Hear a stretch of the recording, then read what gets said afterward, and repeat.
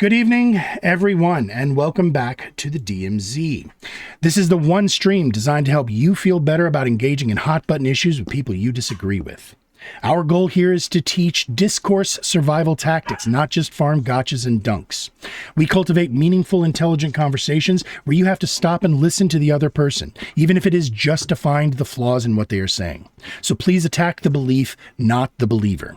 At least for tonight, please check your weapons at the door, take notes, act like grown-ups, and refrain from the blood sports and shit-slinging that have plagued our politics for far, far too long.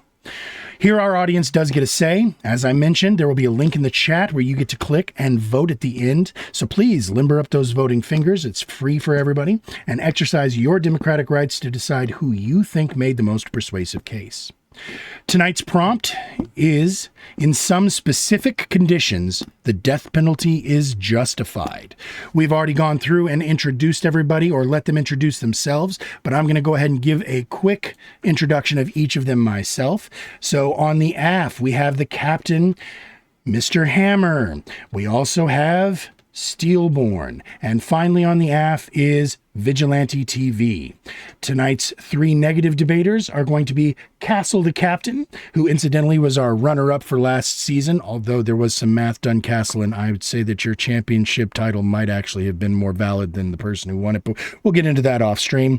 We also have Gruffus, our resident AnCap, and of course, AnCom, our resident AnCom, aptly named. So, if anybody has any questions, just DM me. If you have questions about the prompt or whatever, feel free to DM each other throughout the course of this so you guys can kind of be whispering, passing notes across the table. But without further ado, Mr. Hammer, who is going to be your opening arguments? I will be opening. Very cool. Very cool. All right. Then in that case, I have 3 minutes already on the clock. Mr. Hammer, your opening time will start whenever you start to talk. Okay. So, in 2008, on a public bus in Winnipeg, Canada, Vince Wegwang Lee, unprovoked, started stabbing another passenger in the neck violently. This created a panic. The rest of the passengers quickly fled the bus, and Vince proceeded to take his knife and decapitate the passenger. Police quickly arrived and it started a standoff, during which time he began to hold the head around, taunt everyone looking on, and eating pieces of the head. He was obviously arrested, and during the trial, it was found that he was having a schizophrenic episode, and he was deemed unable to determine the morality of his actions. So he was consigned to a mental hospital for 7 years, after which time he was given a degree of freedom, allowed to go out in the world without supervision for short periods of time. A couple of years later, he was allowed full unconditional release, and now is allowed to have an apartment and a full-time job. It is now illegal to track him and find out where he's living and warn the people around him of his past. In November 1988, in Misato, Japan, a 17-year-old Junko Furata was kidnapped by 4 male teenagers. Over the following 40 days, she was tortured both physically and sexually until eventually, in a fit of rage, they poured lighter fluid on her and set her on fire, killing her.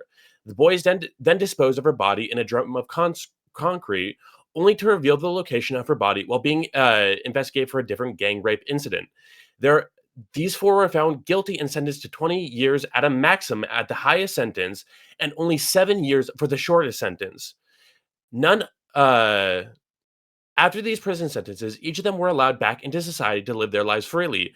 Most of these men continued to commit crimes, including one who killed another man in a street fight with a metal baton, and another who threw an acquaintance into his trunk, drove him out to a bar, and violently assaulted him for 4 hours. Both of these men were once again sent to prison for a few years, only to be set free into society. During the trial and during interviews at the time, none of the killers ever expressed legitimate remorse or regret for their crimes, acting callously while speaking about it. So, I don't bring up these topics to make you hate them or angry at them or so violent that you want to kill them out of revenge. I say these things to let you understand there are some people who are so violent and so vile, so dangerous that they cannot be allowed to live in society. These people, a lot of times, they continue to commit crimes, but we should not be subject to live in a society among these people. And and so when we decide that these people can no longer live in society, uh, we no longer have a moral responsibility to them. And that is my time. All right. So, Hammer, your argument was that there are some people, and you gave multiple examples, who can't be left alone to live in society, correct? Yes. Okay. So, what requires them be executed as opposed to being simply confined for the remainder of their lives? So, this goes to the text of the prompt. In my opinion, because it is that the death penalty is justified. So once someone no longer is allowed to live in society, they are no longer subject to the moral rules of society, which means we no longer have a moral responsibility to maintain their life and to maintain their rights. Um, I would say that like life in prison is an acceptable solution, but if we decide that like it's not viable, we can't keep them around, then I have no problem justifying ending their lives. Okay, so the question then is, why are we relying on this idea that we can simply decide that people are no longer worthy of moral agency to the point that we can remove from them the single most sacred right that any person has, which is the right to life? So we have to make that decision because it is the government and also us as a society. It is our responsibility to maintain the safety of our citizens. There are going to be some people who are, it like by their nature, if you allow them back into society, you are endangering your citizens.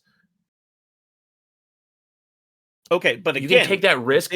again, you're only arguing for the ability to, or for the reasonability of removing them from society through confinement. To go the step beyond to remove their life it is not justified in this case. You have a perfectly acceptable solution which does not require that you take that extra irrevocable step of taking another person's life, which you have admitted would be perfectly suitable. So you're going a step further. What is your justification for essentially state sanctioned murder versus confinement? It would be a functional solution, but the reason that we would go with the death penalty is because you say that it's sacred, but like our rights to life are socially granted. Once you've agreed to be in our social system, we agree to protect your life. Once you have become someone who is not viable for that, we no longer have the responsibility to maintain your life. All right. Well, that puts us on the clock there. We're going to go ahead and go over to you now, AnCom, for your opening, sir. 3 minutes is going to go on the clock. Start when you're ready, sir. So, as I'm guessing you might have been able to guess from my label as an anarchist, I am very skeptical of all forms of state power, especially and most intensely toward the state's ability to choose when they can and cannot remove a person's life. If we are to believe that, as multiple Enlightenment era philosophers have stated, the fundamental rights of life, liberty, and either property or the pursuit of happiness, depending who you ask, are, as said, fundamental and inalienable, then why are we allowing the state to take that away, regardless of what a person may have done? We have measures in place that we can take that do not involve taking life in order to prevent further crimes from happening. If our goal in the justice system is a matter of harm reduction and prevention, first and foremost, which I think most people would agree it is, then either life imprisonment or execution would be suitable means to achieve that goal. But there is also the added goal of restitution, reparation, and rehabilitation, which, at least as far as our modern jurisprudence goes, we tend to say these are also goals. They may be secondary goals, but they are also goals. Only one of these two solutions can even have a possibility of reaching these secondary goals, and that is life imprisonment, because at least that gives the opportunity for rehabilitation. It gives the capability for some form of restitution or reparation to be made for the crime committed, whatever that crime may be. Now, yes, it's not always going to be possible, but to take away that possibility outright doesn't make sense. It is not justifiable. I don't think there is a good rationalization for it. You cannot overcome the moral problem of allowing a state to choose when to take someone's life by saying we have set out these particular rules when there is another option available, and that is the option I believe should be used. I'll concede the rest of my time. All right. Now we're going to kick it over to you, Mr. Hammer, who's going to cross AnCom. I will put up SteelBorne for this responsibility. SteelBorne for this. All right. That would be... Boom. SteelBorne, you saw what happens here. 3 minutes is on the clock for you, sir. Do what you're going to do. All right, sweet. This is perfect because I was taking notes during his opening there. King. You have the right to life, I believe all people do, yes. and that's inalienable. I would assert so, yeah. So can people take your life away? I mean, they have the ability, but not without, repercussion or justification as any action. Well, if A something's right is inalienable, merely a meaning can't be promise. taken away. A right is merely a promise given by the authority in power about what they will or will not do in order to protect your freedoms as an individual. So an inalienable right in this context would mean that the government has made a promise to not remove your life and to attempt to prevent others from trying to do the same. Okay. So you agree that rights are ultimately granted by whoever has the monopoly on the force, because if you have no force to defend your whatever you claim a right is, then you're not going to actually have that right. It's ultimately going to be useless. Right. Okay. So why ought we use our force to try to rehabilitate these people as opposed to just executing them? Like why ought we try and rehabilitate them? What's the justification for that claim? Why ought we? Because we ought not take their life, because that is, again, the promise that has been made by the power in question, in this case. And the power in US question or is the state. reliable? And they're consistent with what they promise us? Like they're consistent in applying our rights, like the Second Amendment shall not be infringed, and yet every state's trying to constantly pass gun bans and stuff like that. So, can you explain to me how this is a consistent position? The appealing to these consistency of the rights that government aren't in being question upheld. is not the question. The consistency of the government in question is not relevant to the fact that they have made a promise, and it is on us to hold them to that promise through the various mechanisms that we have available to us. Do you think that felons should be allowed to own firearms? Do I think that felons should be allowed to own firearms? That is a very difficult question, and I would need a fair amount of time to think about the situation there, so I can't give an immediate So it seems like answer. you're not sure about whether or not we should always enforce these rights or whether or not we should always protect these rights. Seems like you're actually just kind of appealing to this thing that you kind of it's out there, but you can't actually tell me what it is, why we ought to appeal to it. It's just like, I think we should. And it's like, well, I think we shouldn't, right? I think that if you're going around, stabbing people, right, for just for the funsies of it, and you've done it 10 times, that's enough of you. We don't want you anymore. All right, real quick before we go on, was there a question there? Yeah, I was about to say if there was a question there, can you articulate the question? I'm like, what? Go ahead. Yeah. If not, that's fine. I was trying to get to it. I just wanted to respect the timer. Yep. Go ahead. Yeah, so why ought we not just do that though? Why ought our position not just be, I don't know, after you murder 5 people, you're done. We're calling it quits. Pure pragmatism. Go ahead, AnCom. Why should we not try to rehabilitate or at the very least not remove the life of a person, regardless what they may have done? Their life is still something that should be treated as sacred, should it not? All right. Their life is just as valuable as a preschool teacher? All right, so I'm going to go ahead and jump in. We're going to go ahead and kick this now. It's your turn to open. SteelBorne, 3 minutes is going to go on the clock uninterrupted. This is for you to open, so go ahead and start when you're ready. All right. All right, let's start by clarifying what I'm not arguing. I'm not claiming the death penalty should be used broadly, carelessly, or without strict safeguards. I'm not claiming every serious crime deserves death. My position is far more precise. There exist certain crimes, particularly the most heinous, intentional acts of violence, where capital punishment is morally justified as a response. At the foundation of this argument is justice itself. Justice is not merely about rehabilitation or deterrence. It is about giving to each person what is due. When someone deliberately commits an act like premeditated murder, then they have done more than break a rule. They have unjustly taken an innocent life. In doing so, they forfeit their own claim to that same protection. The punishment, in principle, ought to be proportionate to the crime. And for the most extreme violations, where someone has intentionally destroyed innocent human life, the proportionate response can be the forfeit of their life. Second, the death penalty can be justified on the grounds of moral accountability. A society that refuses to fully punish the gravest evils risks trivializing them. If every punishment ultimately collapses into a prison sentence, then no matter how horrific the crime, then we are all functionally saying there's no meaningful distinction between blowing up a baby hospital and just like stealing from the mail. There's no difference between the two of them, because if the highest sentence we're going to get is prison time, like oh that's it. But intuitively and morally, we know that there's a difference between theft, assault, and calculated murder of innocent people. Justice should reflect that reality.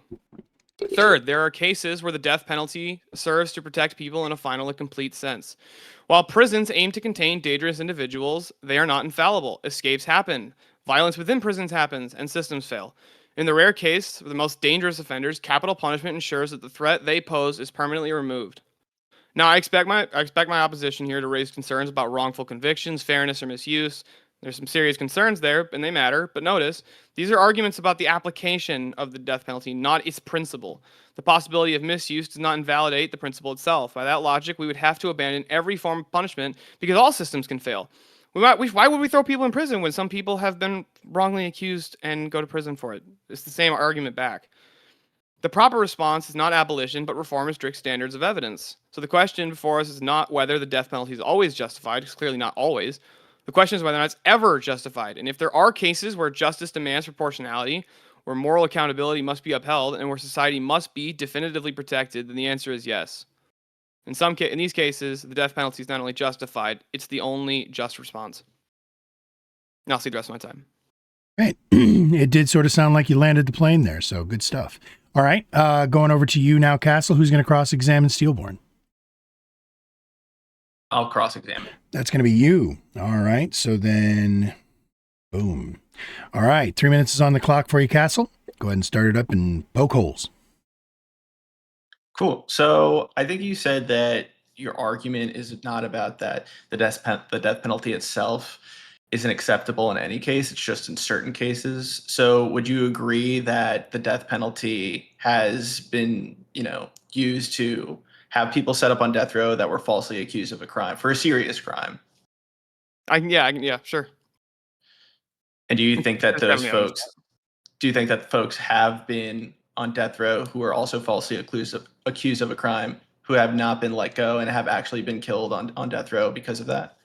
Yeah, I think there's definitely evidence to suggest that people have been falsely executed. So do you believe that the death penalty in that case was unjustified for the serious crime that they were convicted of? Okay, so if you're asking me as a matter of fact, as the fact of the matter, was it unjustified in that specific scenario where this person was actually innocent? Yeah, I would say it was unjustified. But if it was the fact that this person had been guilty of that crime, then it would have been justified in that scenario. And also, only 2 to 4% of any of the people who have ever been executed were actually later what's the term where the judge basically said like, yeah, we found out this person didn't do it. Okay. That's the issue. That's just Okay. My next question is, if killing is wrong, what makes it right when the state does it?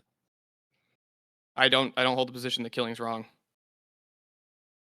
So do you believe if someone murders somebody, then the state should be able to murder? Well, no, murder and killing are different. Okay. So why should it be okay for the state to kill somebody? Killing is the justified taking of a life, so it would be trivially true. So you believe that the state has the authority to determine who they have the right to kill?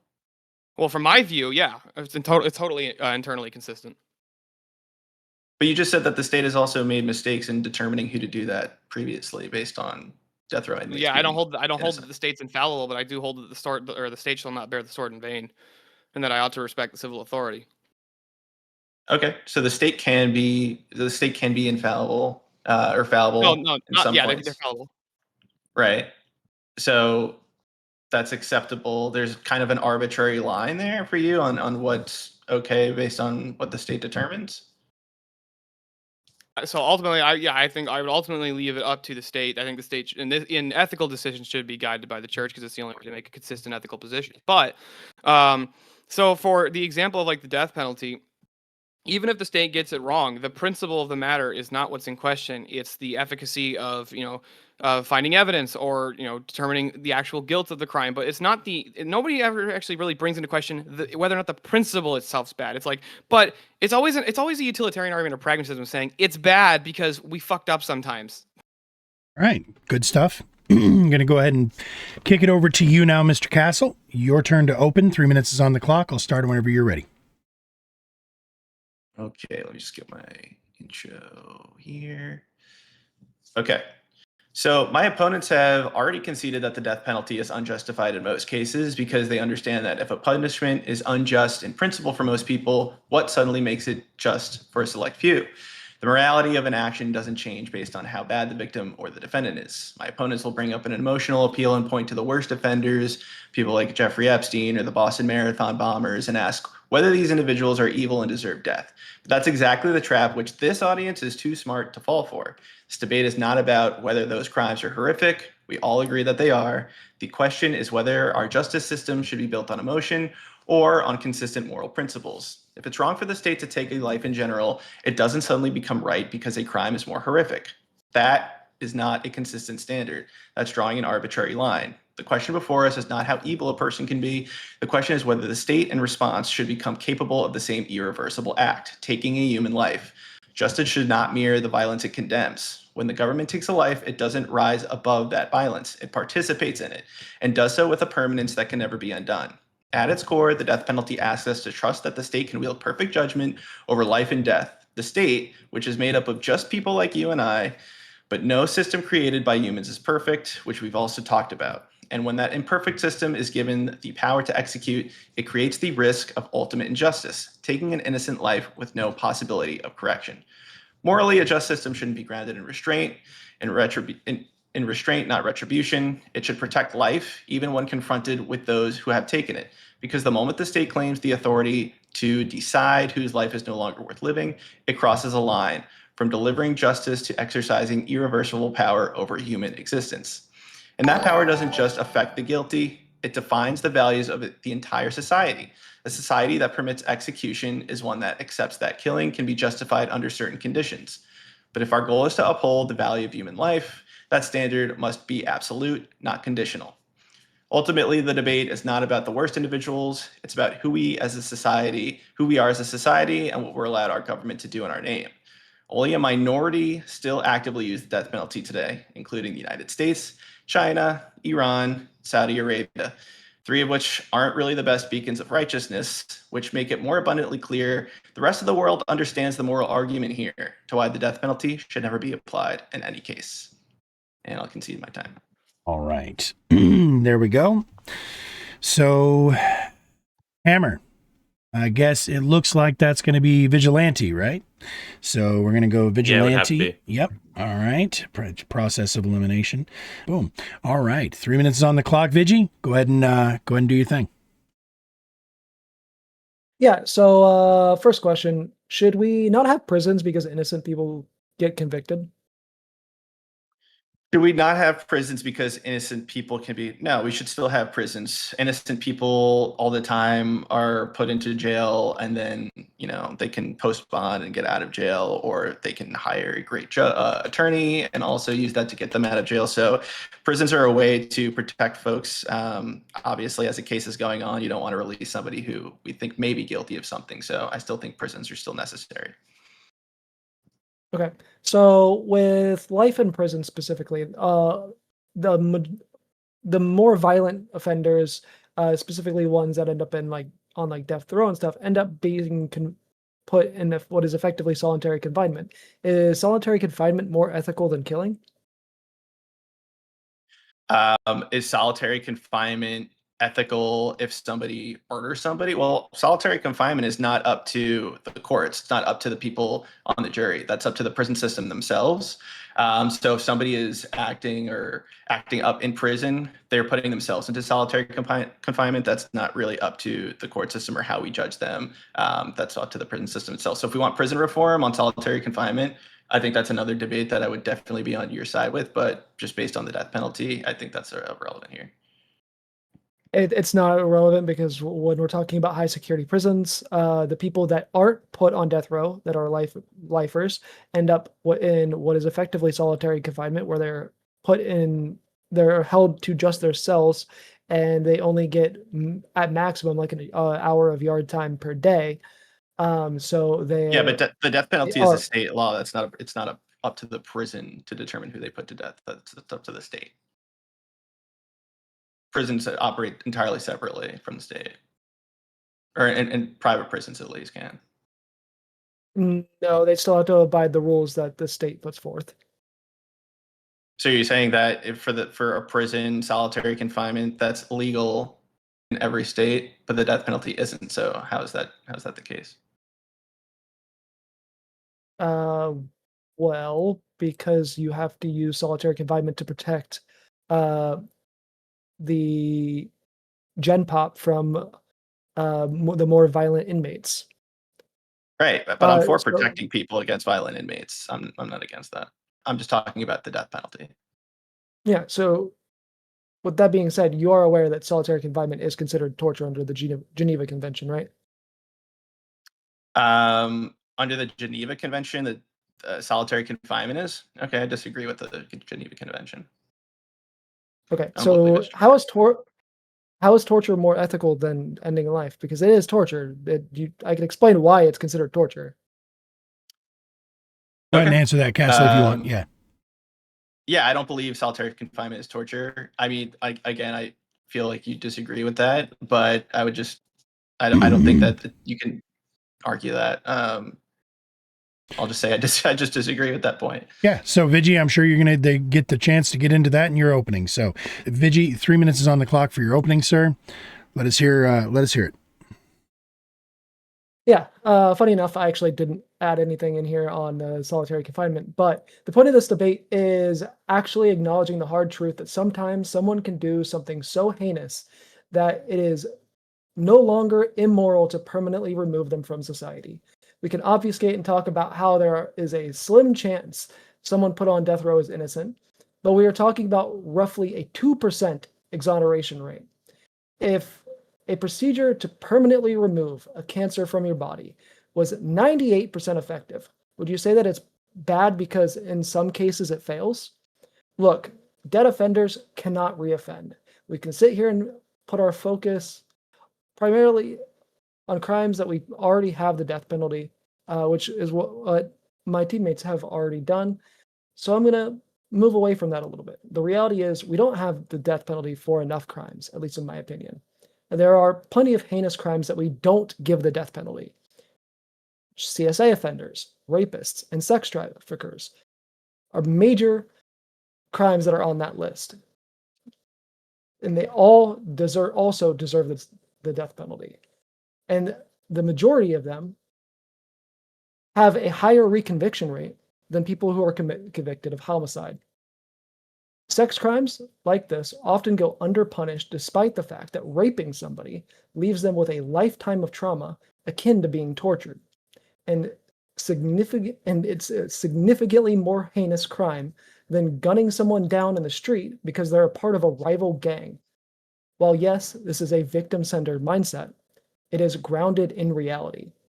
The death penalty could be made to be more cost-effective than it already is, simply by removing the mandatory appeals process. It is insane that it is mandatory to go through an appeals process for a case with enough evidence for the jury to convict with a death penalty recommendation.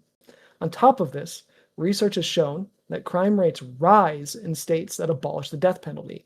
This is because the reality is that the death penalty is in fact a successful deterrent. It estimates that each execution deters about 18 murders.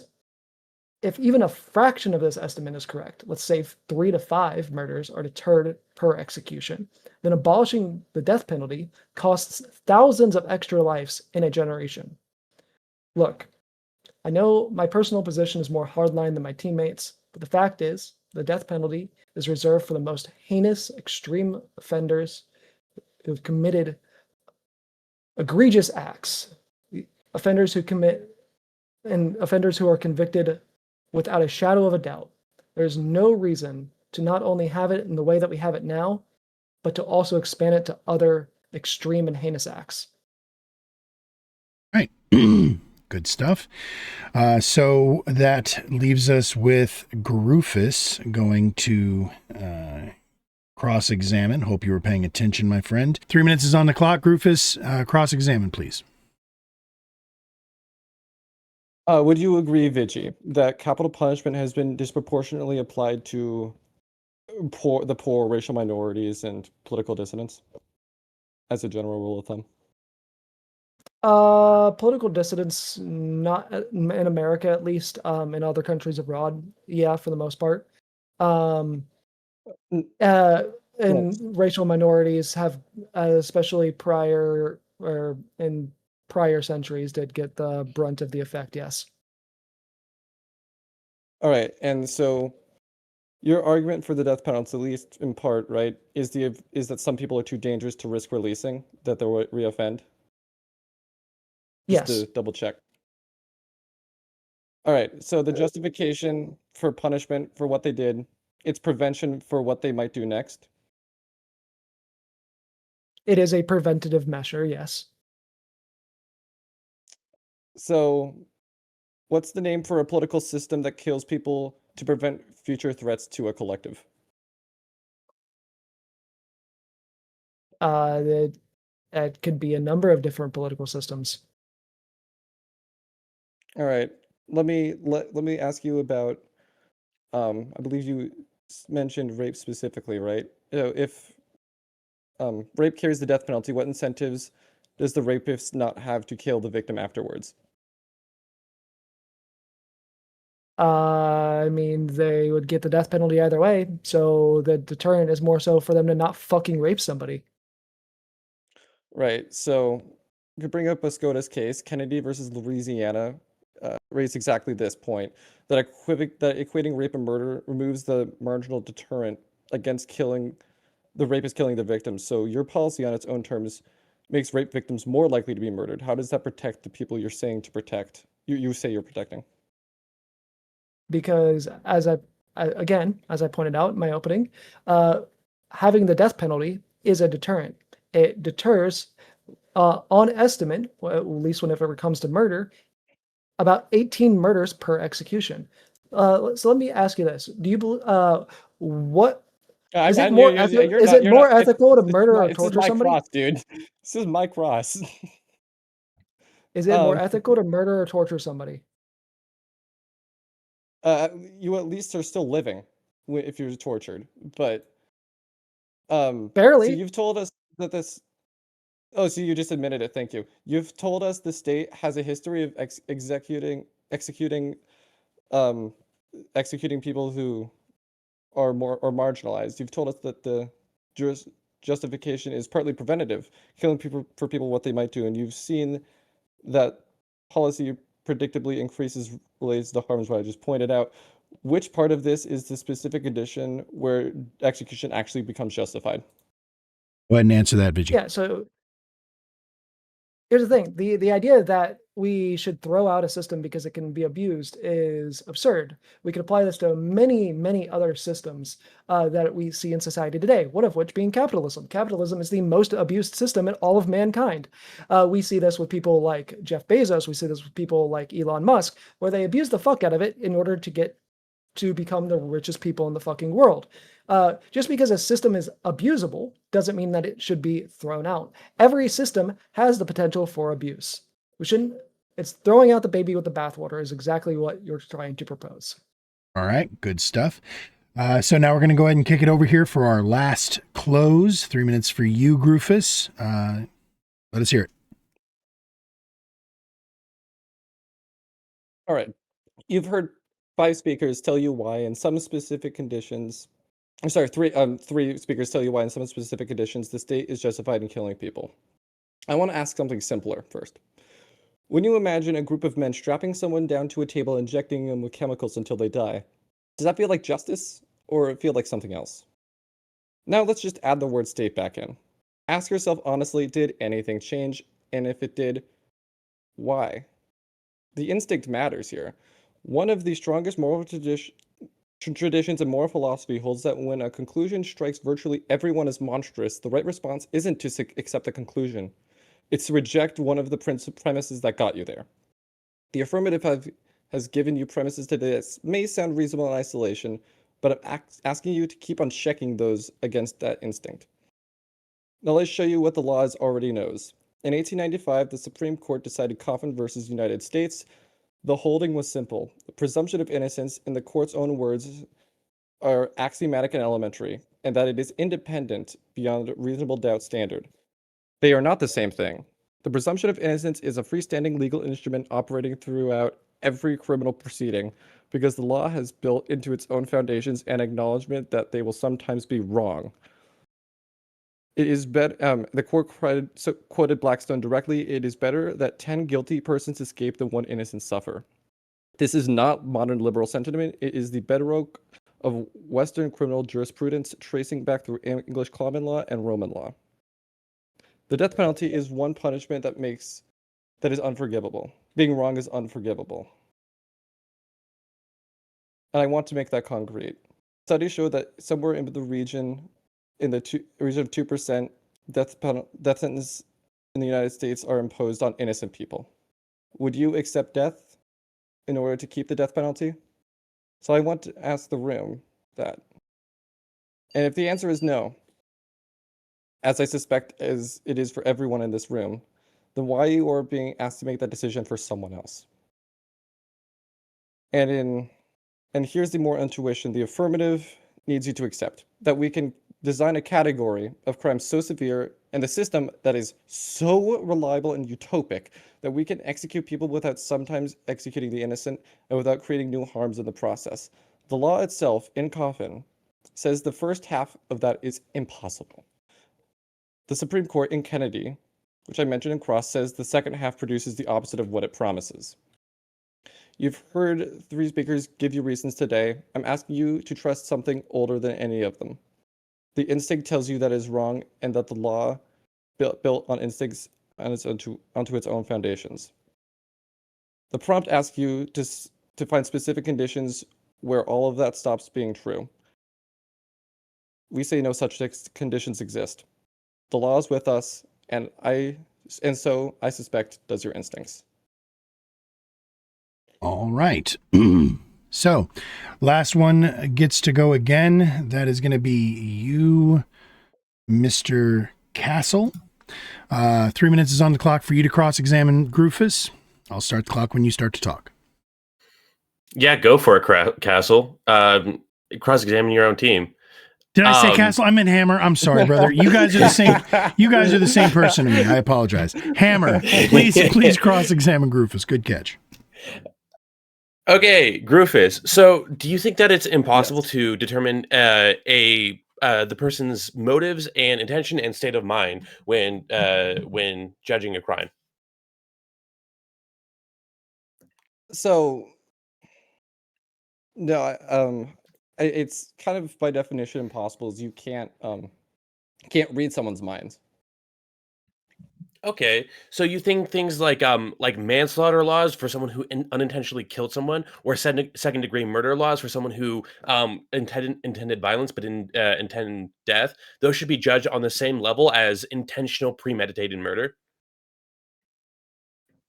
Yes, because at the end of the day, they cause the same amount of harm. You don't um you don't yeah, they cause the same amount of Okay, harm, so to okay, speak. so you think that the prison punishment should be completely determined by the harm caused and why?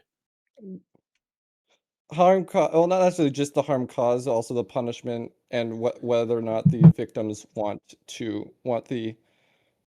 there to be punishment whatsoever. I do think that the victim should have more of a say in what is happening, so long as obviously there isn't the death penalty. But So your view on justice is that its sole purpose is retribution to punish no, people. Well, that's what you're arguing, right?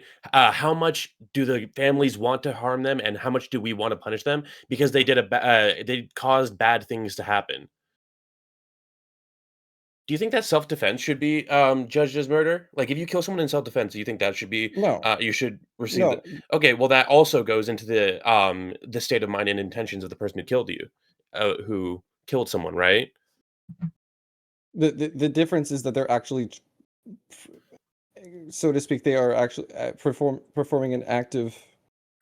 They are actively threatening your life, your liberty, or your property. You cannot actually. Right, but These things are your not. intention is to There's no stop replicable that. images. Your intention is to stop that threat. I'm gonna ask another question. So you're saying, okay, if we're gonna accept your premise that punishment or justice is about like punishing people partially to their crime, what do you think the maximum punishment should be for someone who causes mass harm, like kills 100 people? They should be locked up for life. Locked up for life. Do you think that they should be in solitary confinement, or do you think they should be allowed amongst other prisoners? I think they should. They don't think they should necessarily be locked up with Gen Pop, but I don't think they should necessarily be socially excluded for life. You can have a scenario in which all of the serial murderers, so to speak, are all together, but you don't have Okay. All right, so that's Sorry, I don't actually mean to laugh, but I think that's that's time. unlikely. Yep, no, it's time. So great openings, great crosses. So this is completely just not going to mean anything to you guys, but it's just 2 nights in a row that we've been doing this new sort of like the way that we're doing the format, and both nights in a row it turned out that the captains, that the championship phase is going to be the people who are actually in the column together. So that said, we're going to start out with our threes.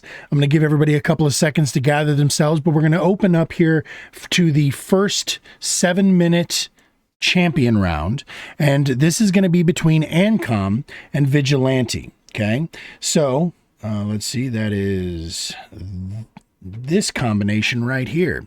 7 minutes is on the clock. This is just an open conversation between the two of you. Let's try to keep it civil, keep it above the belt, but I will start the clock when y'all start to talk. Jump on in. AnCom, you're muted, my friend. Shit. Thank you.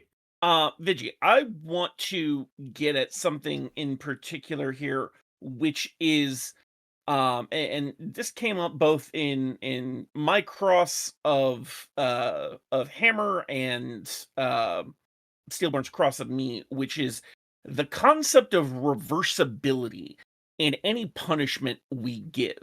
Now, this applies primarily to people who are wrongly convicted, but also to really any other version of punishment that we could possibly give out, short of the death penalty, to people, that we can reverse those if the situation calls for it.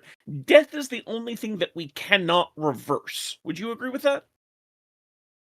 No, actually, if you actually look into a lot of people who have been exonerated or released from prison after a long period of time, it's very often that one of the reasons why recidivism is so common is because those people tend to no longer feel like they are part of society, and they feel uh, isolated from society in general, and it's why it's so hard for them to reemerge themselves back into society. So even imprisonment would technically still be irreversible. It has a psychological impact, but we definitely have ways to mitigate and reverse much of that impact through various forms of psychotherapy, psychiatry, other forms of mental health treatment. Whereas there's no way you can ever even hope to lessen the effects of death. Uh, well, I'm very pro therapy. Does therapy help every single person that goes to therapy? Of course not, but it does help the vast majority of people, does it not? Depends on what the issue is. I would say that It does depend on so what the issue is. Something like trauma sociopathy. that we might have that someone who is innocent might have received from being in prison for years unjustly. That is something that we have pretty good success rates in treating, largely because we have a lot of experience in treating other forms of trauma and PTSD, right? That depends. It's going to heavily depend on how long they're in there, because when we talk about trauma can also cause, granted, this is if the person has the capacity for it genetically, but it can also cause things like sociopathy and other forms and psychopathy and other forms of antisocial personality disorder, which are irreversible and untreatable. Fair enough, but I mean, trauma is something that everyday people face every day. Like it is something that is unfortunately common, which is part of the reason why we have treatments for it and why that is something that is evolving. But the fact is that we do have ways to mitigate that. We have no way to mitigate someone being executed by the state, whether or not they are innocent Yeah, of the crime. The point that I'm making here is that why are we not reverting to the least harmful? And in that, I would say, the more reversible yeah. alternatives. So Yeah, how do you know how effective? Do you know if at all that how effective rehabilitative focus systems are at rehabilitating violent criminals? depends on the context. I know it's a lot lower in the U.S. than in other countries that practice it differently. So here's the thing. I actually looked into the statistics because I was like debating on whether or not I was going to look to use them or not. Uh, but the problem is you can't find them because a lot of the countries that have more rehabilitative focused systems, like Norway, which is arguably the most rehabilitative focused system in the world, they only have their general recidivism rates publicly available. Like, you cannot find the recidivism rates per crime. So, like, how can we sit here and say that focusing more on rehabilitation is more effective when we don't actually know if it's more effective?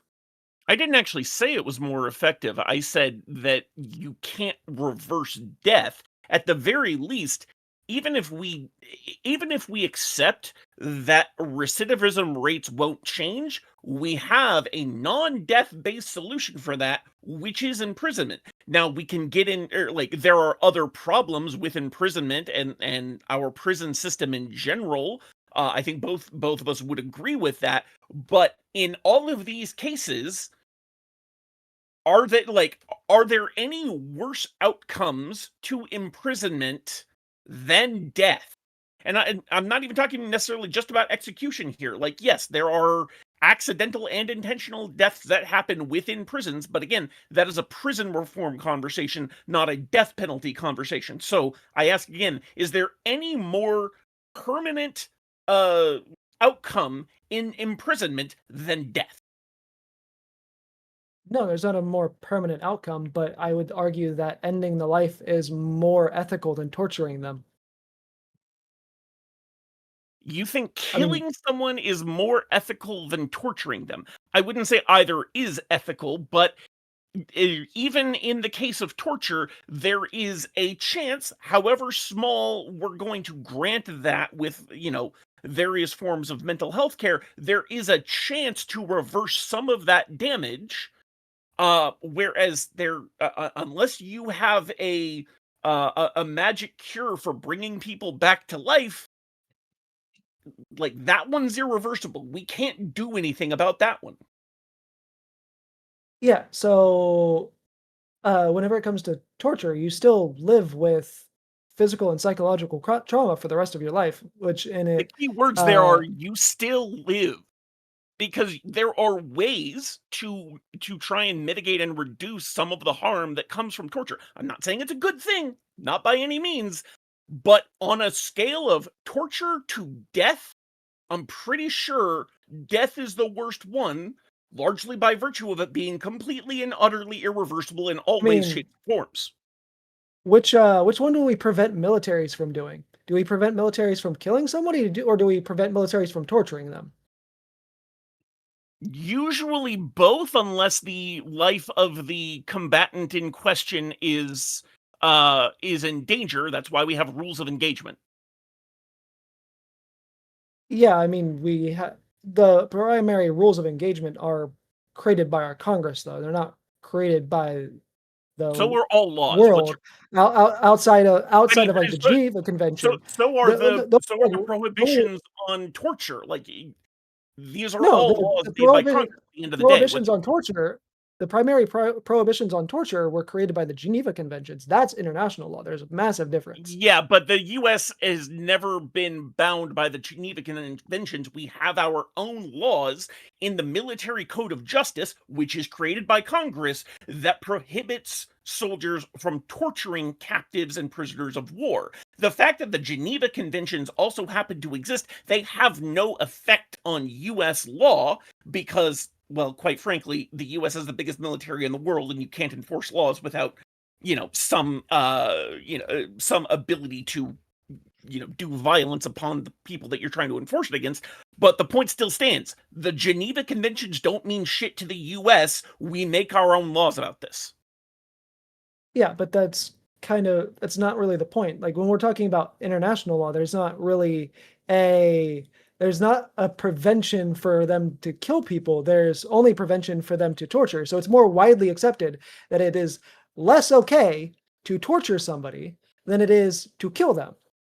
I would argue that there are preventions on killing. They're called the rules of engagement. If you violate the rules of engagement and go killing people when it is not called for in a combat situation, you can and usually will be punished in some way, shape, or form, just as you will if you are found to be torturing someone.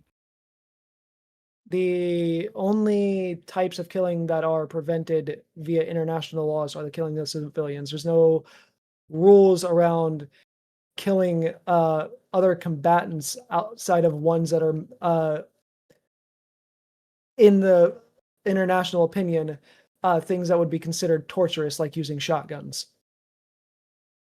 I mean, if you go out of your way to kill someone that, your commander has not given you permission to do and does not fall within the typical rules of engagement, you can and often will be court-martialed for that.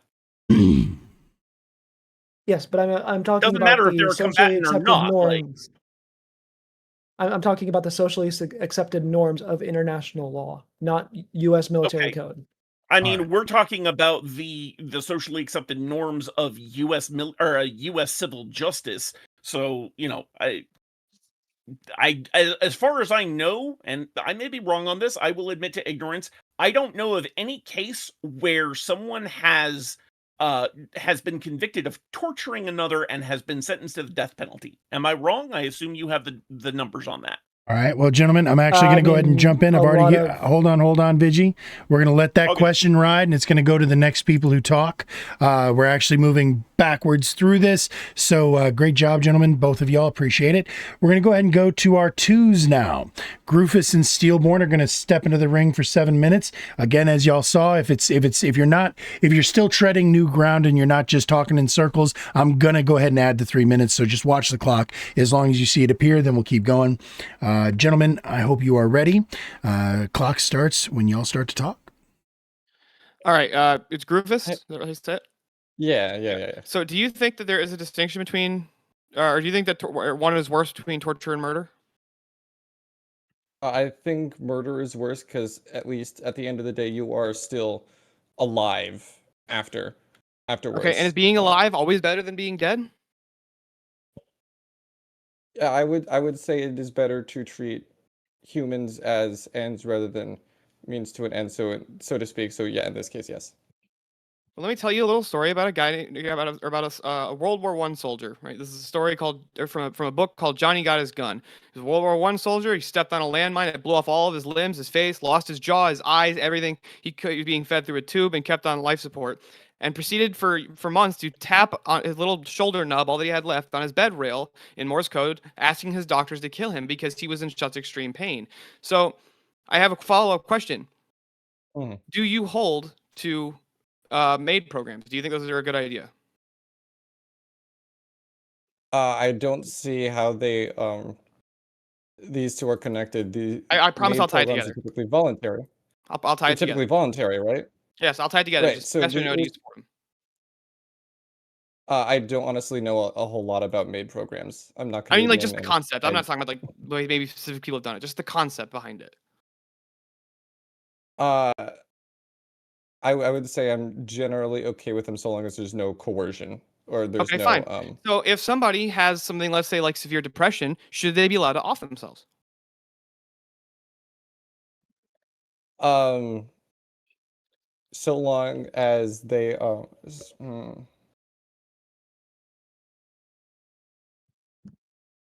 I honestly would have to. I'm gonna pull an income here. I would need to think about that. This is not exactly somewhere where I'm 100% confident in. Well, your partner was talking about how the distinction between murder and torture and why one of them was worse than the other is because one of them's reversible, right? We can't reverse death. You can't reverse Yes. plucking somebody's eyes out. You can't reverse cutting their limbs off. You can't reverse scalping them, right? There's all kinds of things that you can't reverse that are also worse than death, right? There are all kinds of pains that you can Well, inflict on a person that are worse than being dead. I mean, we have prosthetics now, right? Like you can Do you we're know at how the much the point average where we can prosthetic is? put Dude, it's like $100,000. Sure, but it is technically reversible. No, that's not reversible. You don't get a brand new hand back. It's not your hand. It's not reversible. Well, They sure, put it's not they your slapped hand, on but you have a replacement for it. Yeah, but it's still not your hand. It's not reverse. Okay, how do you reverse plucking someone's eyes out? Real quick, could you tell me that? I mean, you can't reverse it, but I mean, you can't reverse it. Nor do I know of any technology that you could How would you reverse, like, pouring acid on somebody on their face? Like, how would you reverse that? I mean, once again, I don't see how this is due to the Because the a threshold death that you guys are penalty. drawing between why, like, torture is not as bad as murder is because murder is not reversible, whereas torture is. There's all kinds of conditions that you can subject people to that's not reversible. You can't reverse the trauma of a grape victim. You can't do that, right? They're always going to have that Right, and trauma. but they're also still alive. And do you think that if Like you ask some of them, they would say that they'd rather be alive? Like, honestly, if you ask most women, would you rather be that's murder way too or rape? individual. Which one do you think they answer? You're equating individualism to an entire institution that spans an entire society. Because the threshold you guys are driving or you're trying to draw here is totally inconsistent and incoherent. It's actually just basically, well, my feels. Really? So you mean earlier you said that a lot of the death penalty arguments were utilitarian pragmatic, but I mean I would say one of the best arguments against this, at least in the U.S., is U.S. v. Coffin. Is in the state's words that the presumption of innocence is axiomatic and elementary. The death penalty is the one punishment that makes honoring this axiom permanently impossible. So how do you hold the presumption of innocence as a moral foundation while endorsing the punishment that makes violating it irreversible? You're presumed innocent until proven guilty. Like that, how is that relevant to once somebody has been proven guilty?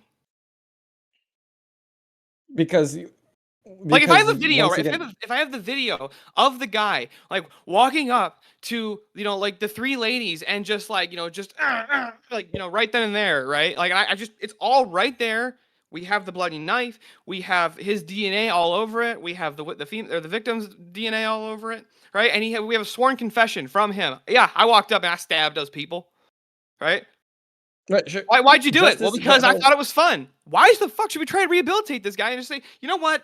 No. And would you also the majority, the overwhelming majority of violent crimes are actually committed by a small percentage of the population, right? Like a relatively small percentage of the population. It's not a sure. bunch of people. It's actually a bunch of repeat offenders.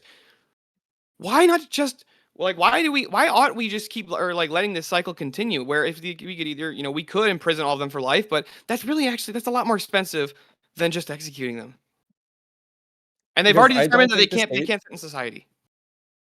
Because I don't think the state ought to have the power or the capacity to prioritize or enact irreversibly retributive force over innocence, due process, or non-arbitrary legality.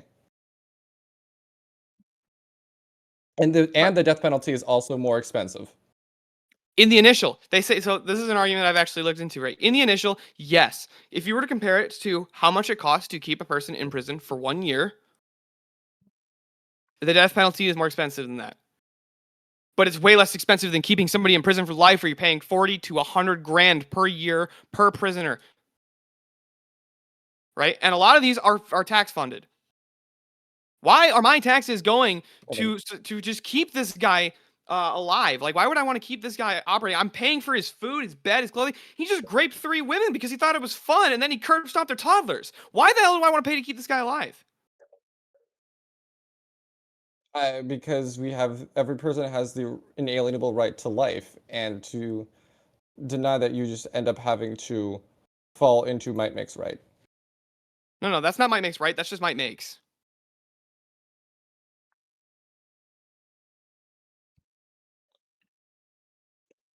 I didn't claim it makes it correct. I just said that might makes, right? You Okay, agree with that. so you're making might makes reality. No, might makes, what as you're in saying like as in might achieve things, right? Like you can get stuff done with force. It doesn't mean that it's that inherently makes it correct. That would be might makes right. I'm saying, but you can you can achieve goals or you can get things done with force.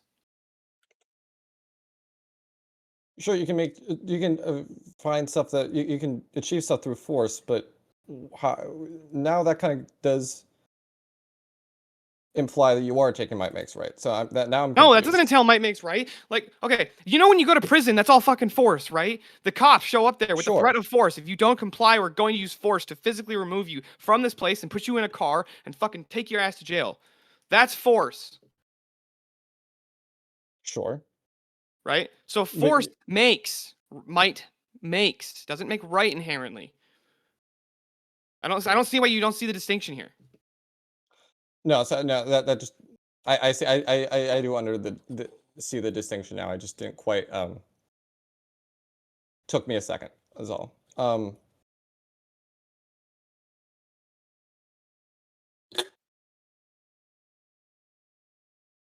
don't know where you want to go from here, honestly. Like, what No, do you want? I don't know. I some don't questions quite. for I me? don't have the. I mean, the main point I wanted to get out was gotten out with AnCom and my cross with Vigi. All right, we can go ahead and just call it there then, gentlemen. It sort of Actually, ended do you care naturally. if I take this last minute and a half real quick? No, I actually don't. did have one more question I wanted to ask him real quick. Go ahead, man. So, yeah, it was something that Gruffus has said in his, I don't remember, I think it was Cassell he was talking to, or not Cassell, Hammer. You said that, he asked you, do you think that there should be a different punishment for first versus second degree? Right? First degree being premeditated, I planned this out, my intention was to kill this person, versus like, you got into a fight, and the guy died as a result of his wounds, but it was not your intent to kill him. You think those deserve the same punishment? You think those there's really no distinction between the two of them because ultimately somebody lost a life. But if I kill somebody in self-defense, that's not murder. Make that consistent. Somebody lost their life. What is self-defense though? Someone's already trying to kill you. And that's not the death penalty either, because they are actively trying to hurt you. No, I'm saying. Okay, hold on. How is it you made the distinction that You said there's no distinction between first and second degree murder. Intent plays nothing into that from your view. Like there shouldn't be a distinction between the two of them because intent Right, doesn't sure, I can matter give you an because somebody example lost for their life. why. Right. And I can give you an example as to why if you would like Yeah. if you'd like an example.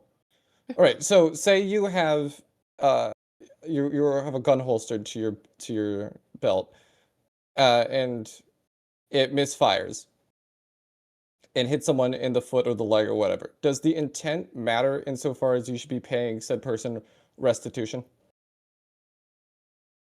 I'm not You sure should about be how paying we for go the about medical paying bills, or restitution, but the criminal aspect of this would most definitely be handled differently than whether or not you would just pulled out your gun and fired, as opposed to like let's say you're walking and you fell and your gun went off. Like it's not the same thing, right? If you didn't mean to hurt somebody, there's actually we make distinctions there because intent is a massive impact on these types of things. All right, we're gonna go ahead and stop it now. Now, I gave you all the extra time, then it kind of came to a screeching halt. It was kind of weird there, but great job, gentlemen. I appreciate both of y'all. So we now have one more champion phase. Once again, so everybody knows, we are still working out the kinks and the bugs in the tipping and the question submissions. So that said, if you do the tips thing, you click the thing, you type it into the box. The questions are saved for the Q&A section, which is what we're doing while you guys are voting. So again, once everybody's on the screen, everybody, if you have a question for one specific person, say who it's for. If you have a question for everybody, just say so. And again, I post them on the screen a couple of times. That way the people actually do get to think about their answer and they can give you a proper answer later on. But also, I just want to let you guys know, it's PayPal only right now, but we are working to get that fixed. So that said, our two team captains are now going to go at it for another 7 minutes to start, although I'm pretty confident this one's going to go to a full 10 as well. Cassell and Hammer, my favorite podcast. You gentlemen start it up whenever you're ready. Okay, so I really want to get into something that is a recurring theme for your team, which is that, well, we can't be completely sure that these people have committed the crime, so you don't want to kill them, because we might want to drop the charges later on. So would you say that it's impossible to know for sure that someone committed a violent crime? No, so I don't think that's been a huge part of our argument. Our argument is that if you've committed a crime in the first degree or committed a rape, a serious rape, or multiple offenses that are abhorrent, you should go to jail for life. Nobody is saying that everybody should be rehabilitated. That's something that's a part of a process that some people believe in. But at the end of the day, we're not asking for people to be released en masse. We're asking people to be held accountable, and that can be done in the prison system. Okay, so I don't understand the argument then that about how it's irreversible to enact a death penalty. Why, if you can be sure that someone committed this crime, why would you be so concerned about reversing it? Because that's not up to the state to determine who they can kill and who they ought not to kill. That's the whole The point state of has the a morality monopoly on argument. violence. By definition, the state has a monopoly on violence, right? What do you mean the state hasn't explained that more? Because that's just how, because the only way to make sure that like that violence that is committed against people is regulated is that there's a higher power to determine when something should be stopped and when something should be interrupted. Like this is why police are like, they are the be all end all. Like when a violent situation happens, police will come and they will stop it, and they must be listened to, and they are allowed to commit violence because it is in the purpose of stopping further violence. Right? That's the monopoly on violence. So you think that the state is what's preventing more crimes from happening? Yes, obviously. Otherwise, we wouldn't have a justice Really? system. You don't wait. So do you not think that we should have any justice system that is completely useless?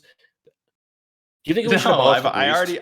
I've already argued that we shouldn't abolish prisons or we shouldn't abolish the police. But Okay. you're making the point that we have people will stop committing murders and rapes because we're going to kill them in prison instead. That's obviously the death penalty hasn't prevented people from killing people or raping people. Like you know that's not true. Well, just because the solution isn't 100% effective doesn't mean that it completely stops.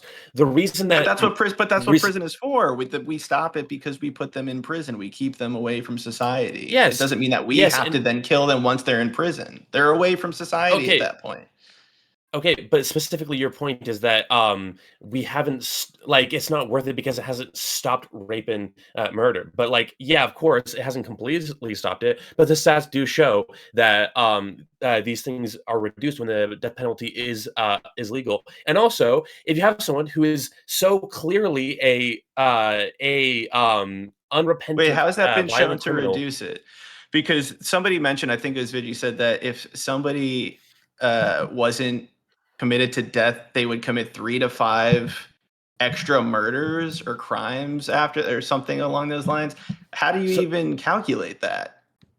So the stats that I'm pretty sure what he brought up was that in areas where the death penalty is a part of the law, for every death penalty that is enacted, 18 murders, the crime rate is the violent crime rate and the murder rate is reduced by 18 people relative to that.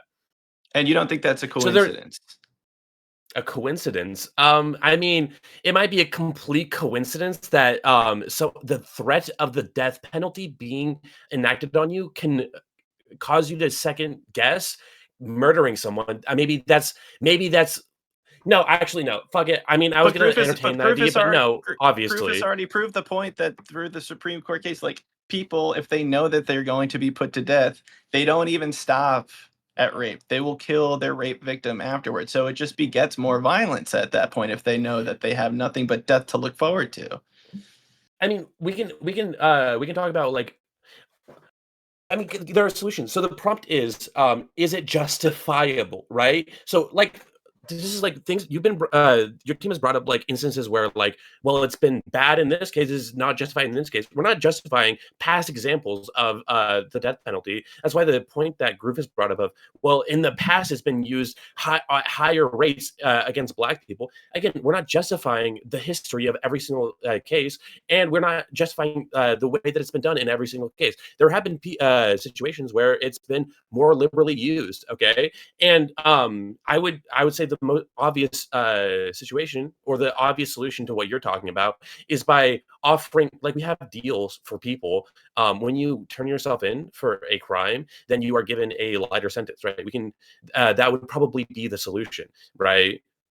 Whereas someone who commits an insanely, like an absurdly heinous crime, which obviously I know. Another thing is you guys keep saying that's like impossible to prove, but I don't know how you can determine that. Like it is already a part of our justice system that determining the motives and mind state of the person committing the crime determines our the way that we treat the punishment. And if someone is if someone is like completely unrepentant in the crime that they've done, then that goes into the judgment, right? So these things aren't arbitrary. Okay. Just to kind of ground ourselves back to the point of the death penalty, though, is if somebody commits a crime, just let me get your just thought on this black and white issue. If somebody commits a crime and they are a threat to society and they go to prison for life, let's say they're sentenced to prison for life, why is your argument that the death penalty is preventing more crime from happening? How is that different? How is that going to prevent them any differently than them staying in prison where they are separated from society? So the argument of preventing them from being in society is a justification for why we can't do like recidiv or what is it? Forget recidivism. There's no recidivism in Yeah, this yeah. case. There's no Yeah, rehabilitation. Just okay, they're in prison. if we're talking about life in prison, the I would say there's at the most generous claim, there is no difference between life in prison and the death penalty. If you are assigning someone for essentially the rest of their life in solitary confinement, I don't find that to be just so that we can say that we didn't technically kill them. I don't find that to be very compelling. I don't understand why you would want to do that. It also, I mean, this isn't the crux of the argument, but like, Wait, but are why you should we saying have that to- somebody who killing them for a heinous murder is that the non-justification of life in prison and solitary confinement is because we're treating them too harshly now? So how can you say that killing them is not treating them harshly? it's not about treating them harshly. I mean, it's not that okay, what you're implying is that I want to treat them less harshly, or I want solitary confinement to be less bad. Solitary confinement is the obvious solution for these cases. We can't have these Okay. people in Gen Pop, and we can't have them. If I can't trust them to be around the like public, I obviously can't trust them to be around fellow prisoners who also have I rights agree. to life. I agree completely. So we have to keep them in solitary confinement. But if you're keeping someone in a closed room for the remainder of their life, just so that you can say that you didn't kill them, I don't see, like, what is the purpose of that? What are you giving them? So again, your argument is that we should treat them better in prison now because they're a murderer. I laid out why that wasn't my argument. Well, that I know, but then you keep coming back to, but then why should we put them in solitary confinement? They're going to be there Yes, forever, and versus it's the a sad state alternative of the death, affairs. versus the the state- alternative of the death penalty. Because this, it's not up to the state. Again, Right. this was the argument from the beginning. It's not up to the state to kill somebody. So if it's not up to the state to kill somebody, we know that this is the case. Then why do you think that that's going to be more justifiable? Okay, there's a couple ways I could go about this. Do you think that the state has an absolute responsibility to commit itself to not killing anybody? Yeah, it should be. It's the state is not for Okay. determining who should be put to death. Okay, so should police not be able to use lethal force, and also soldiers? They do in self-defense all the time. Of course In they self should. Yes, okay, of course they should. Okay, so the government does have the ability to apply lethal force. Yeah, but we're talking And about individuals here. We're talking about the police being attacked or somebody being attacked by somebody else with a weapon, and their life is on the line. Of course, they should be able to defend themselves. That's well, part if of we're our saying the laws. state should, if the state should absolutely never get involved in murdering another individual, then wouldn't the solution be to not send in? Because the police are only under threat of death because they're being sent in to solve this problem. But A situation we where know they that the know they will police- likely have to kill somebody, right? So wouldn't the solution we be to have not? laws where we protect the police and bystanders or Yes. self-defense laws, and we have those same states saying we will not put people to death. So how do you reconcile the two? How do I reconcile the two? Well, how do you Those things are reconcile a contradictory state from where your point, right? No, because if you have somebody, if you live in a state like California where we say we don't have the death penalty, and then also at the same time, if a cop shoots somebody in self-defense, they're not going to go to jail or be put to death by the state. Those are two separate things because the state understands that they're two separate situations. Totally different. Fuck, I want to get into this more, but our time is up. I'm just going to say that you guys haven't substantiated why the state has no right to end a life. All right. You're right. The time is up. I was going to let y'all keep cooking. You're the captains, and it was still interesting, and I was enjoying it. I just want everybody out there to back me up that we need the Hammer and Cassell show. That is, it needs to fucking happen. So you guys did not disappoint me, and I appreciate that. So, again, I'm going to say again, and we got some more coming in. Keep sending in those questions. We want to see those questions pop up. That said, we're now going to go into our closing arguments. Captains, I want you guys to remember that after the closing arguments, I'm going to ask you to nominate somebody. So feel free to discuss amongst yourselves in the back who you think is going to be able to do a 2-minute Steelman best. After that, we're going to go to the voting. And while we're doing the voting, that's when we're going to pose the questions. So get those questions in, be ready to vote. Captains decide while we're going through the closings who you think can go give a good Steelman.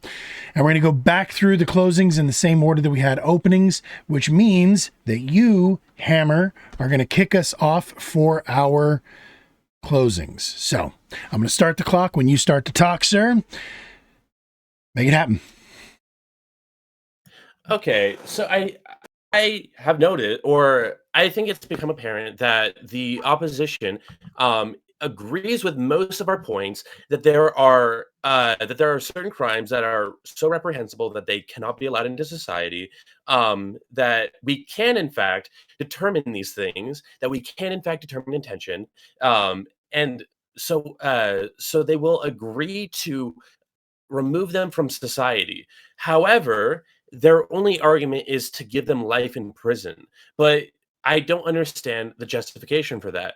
Life in prison means being locked in a single room for the rest of your life. Okay. That is so obviously torture. I think Gruffus was the one who is trying to justify that that is not torture, but it is one of the more extreme examples of torture.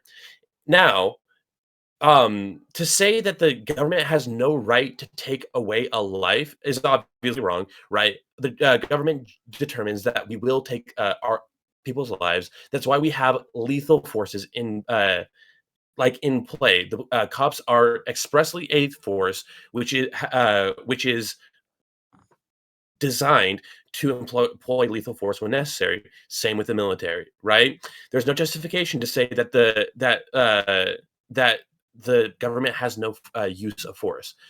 And if the government has no right to take away a life, if the government doesn't have the express autonomy to commit any level of violence, then what force does have this power, right?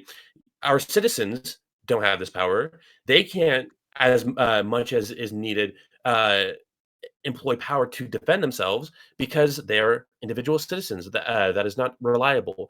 We need a government which will take any measure to keep its citizens safe. That is why we have a monopoly on violence, and that is my conclusion. All right. Very cool. AnCom, you, sir, are up. 3 minutes on the clock. Give us as much as you need for a closing. All right.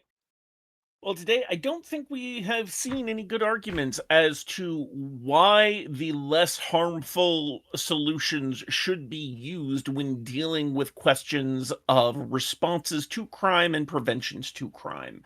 We have not seen them justify the taking of a life by the state for for reasons other than immediate self-defense, which I grant would be justified. But the state itself is, it is an institution. It is a larger apparatus that doesn't have an immediate risk to life or risk to its own life on the horizon. Certainly not by any of the people that the affirmative is arguing should be put to death under some situations.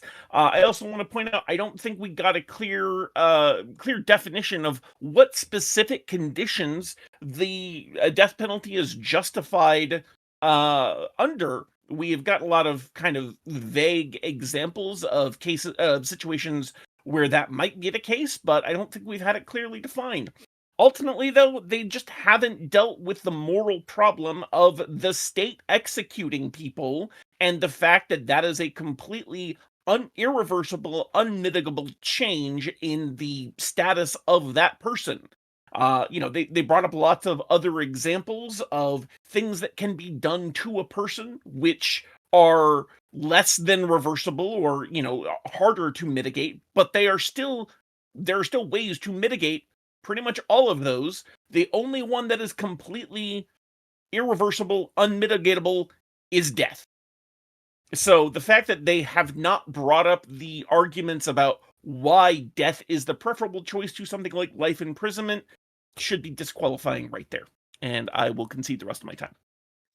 All right. Sounds good. We're now going to kick it over to you, SteelBorne. 3 minutes is going to go on the clock for you, sir. Use as much of it as you need. Put a cherry on top.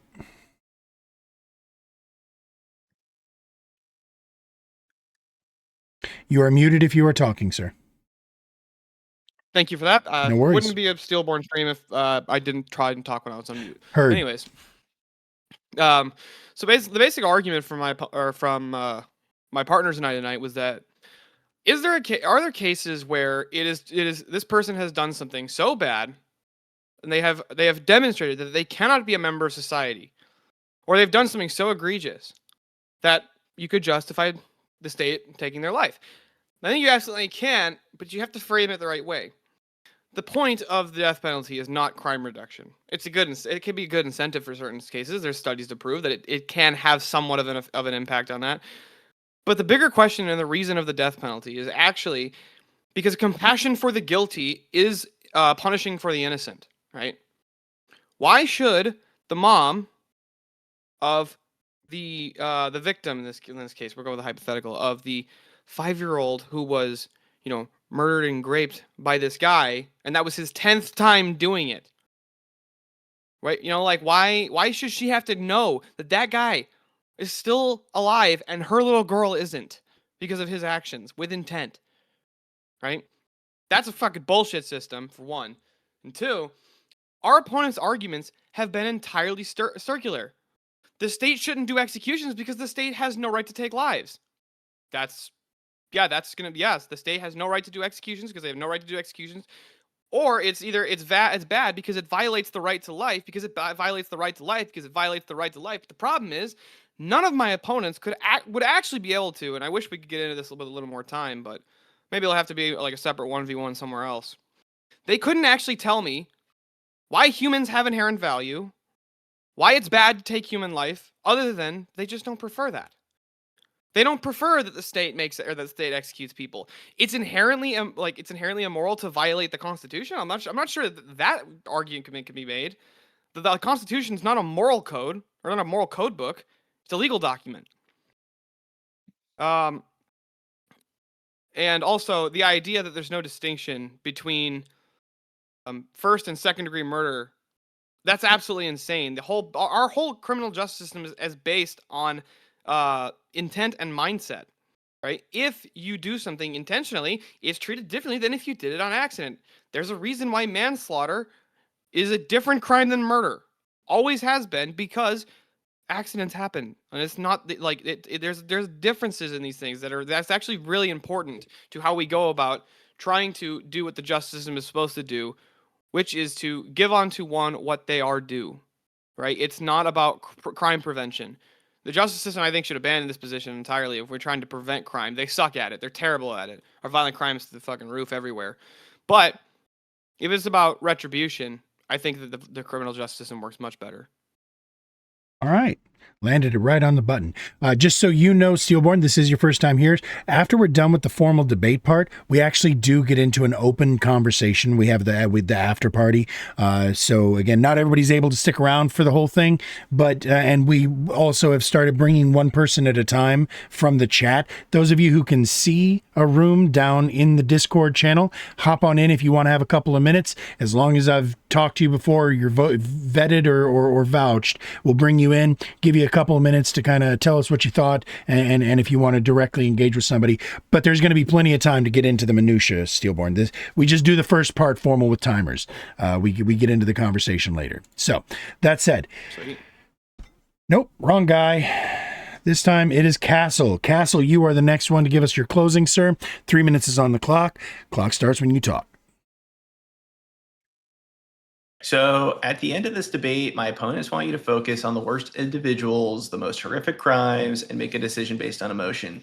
But justice can't be built on emotion. It must be built on principle. First, in this debate, they said solitary confinement isn't enough for heinous murderers. And then they say it's too harsh and even more cruel than being killed. As we debated, we understood this as a prison reform question, and that the prisons will handle the harshest criminals as they deem or the state deems fit. And that irreversibility is really at the crux here. And as harsh as solitary confinement can be, it can be corrected or even reformed, which some states have done already. So even they have already conceded that the death penalty is unjustified in most cases. That means that they recognize the core truth that there is something fundamentally wrong with giving the state up the power to take a human life. But if that power is wrong in principle, it does not suddenly become right in extreme cases. Morality doesn't change based on how strongly we feel. It demands consistency. The audience has watched these tired arguments from the affirmative over and over, and they hate being bamboozled. Do we believe justice should reflect our highest values, fairness, restraint, and the protection of life?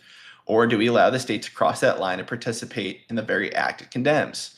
A justice system does not need to kill to prove that killing is wrong. It does not rely on irreversible punishment when safer, effective alternatives like life imprisonment exists, and it also does not place absolute power in the hands of an imperfect system.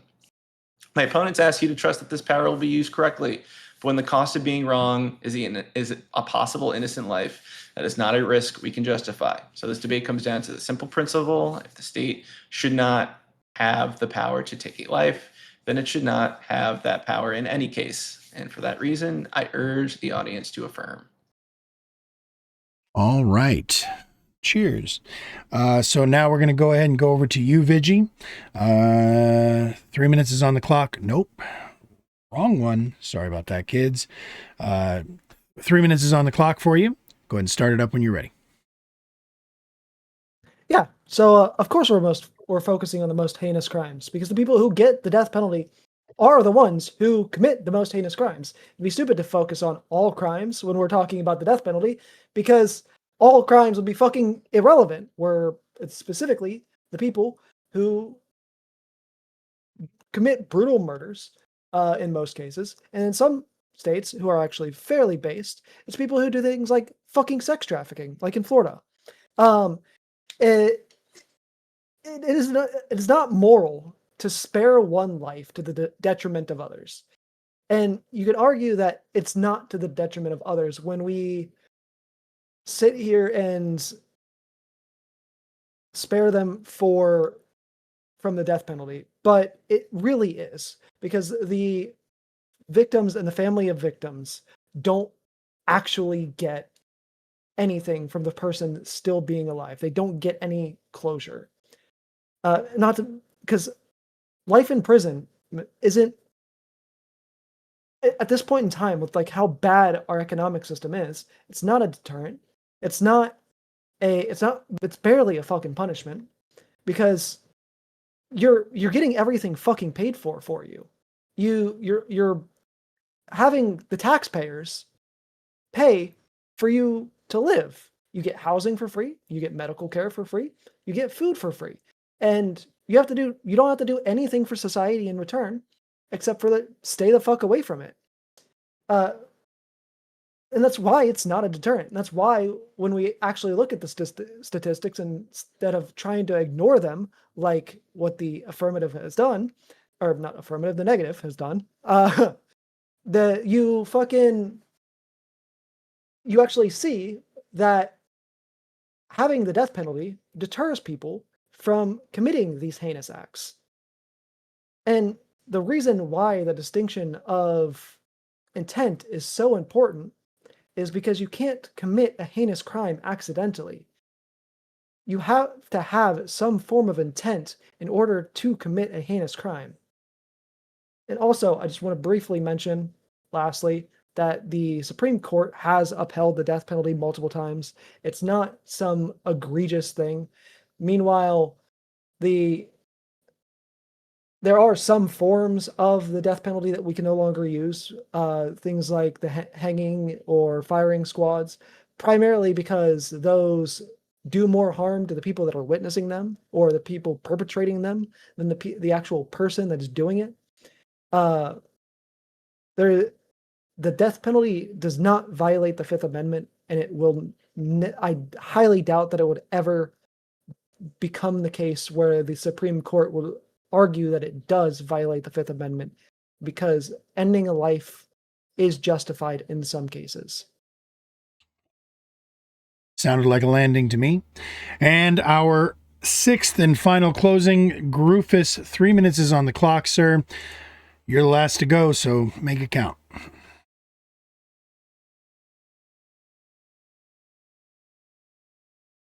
Gruffus, you're muted.